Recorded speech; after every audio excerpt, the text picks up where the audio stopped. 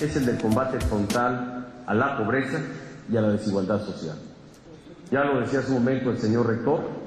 lamentablemente la brecha entre naciones y entre la sociedad misma de distintos países y la nuestra no es una excepción.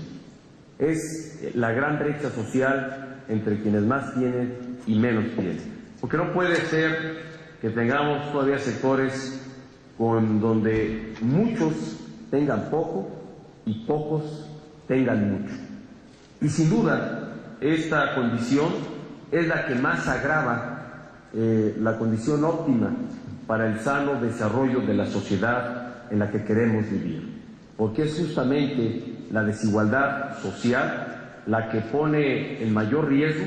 la sana convivencia social, la que pone en riesgo la oportunidad de generar mayor riqueza que se traduzca en bienestar para la sociedad misma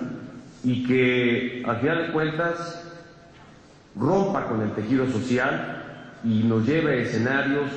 de polarización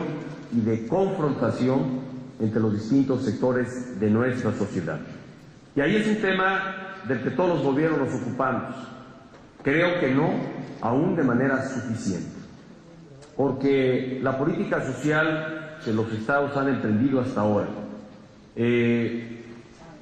se ha centrado fundamentalmente en una política de orden asistencial, en generar mínimos de ayuda a los sectores menos favorecidos.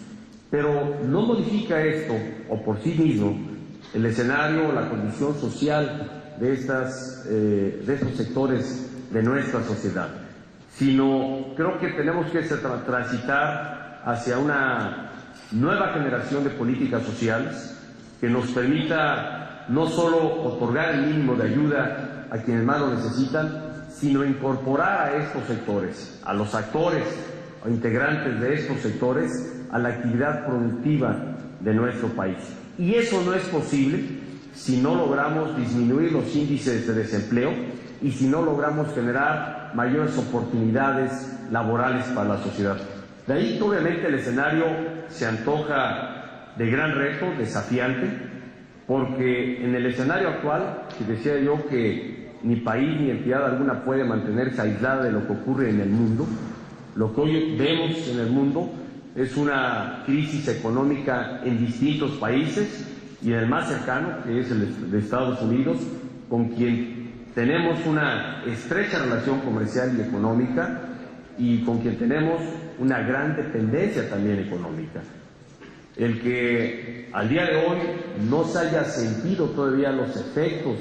de la crisis económica de los Estados Unidos o no se hayan resentido lo suficientemente, no debe darnos por descontado el que el día de mañana tengamos todavía un efecto más crudo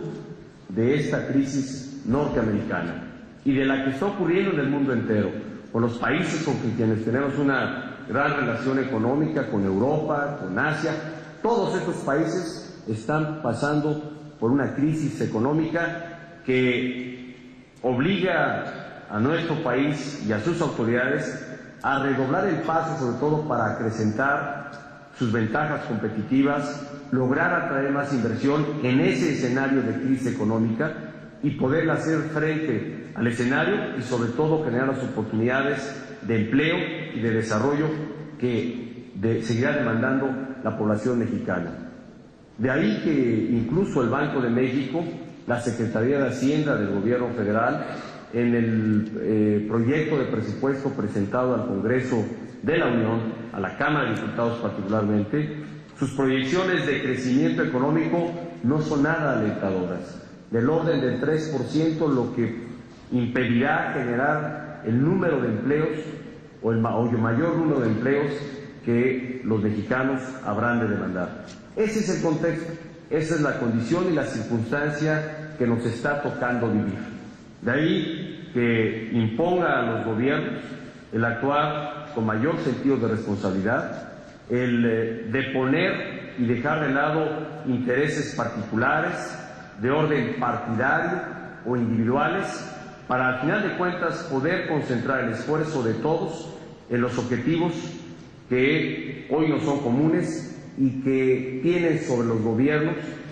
una exigencia mayor. No importando el origen partidario de cada gobierno, hoy lo importante es verdaderamente lograr acelerar la capacidad de transformación o la transformación de este país.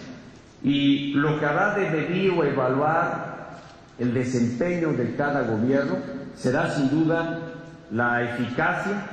la eficiencia y los resultados que sea capaz de dar en los distintos niveles de gobierno. Sé que he abordado aquí temas tanto del orden internacional, quizá del que menos, no obstante que es el tema que nos ocupa, porque realmente la participación de las entidades en el contexto internacional, insisto, se circunscribe a su promoción económica, a su promoción cultural y a la búsqueda de un intercambio de asistencia técnica que nos permita mejorar nuestras condiciones de competitividad y de crecimiento económico. Pero lo he también querido insertar en el contexto político, económico que vive el mundo, que vive nuestro país y que deja delante de nosotros un gran reto y un gran desafío. Pues yo les agradezco, jóvenes, esta apretada síntesis que he hecho de los temas que tienen que ver con la proyección internacional de las entidades federativas, el haber podido comentar brevemente la condición particular que tiene el Estado de México y quedar atento y dispuesto a poder responder las interrogantes que ustedes puedan tener. Muchísimas gracias.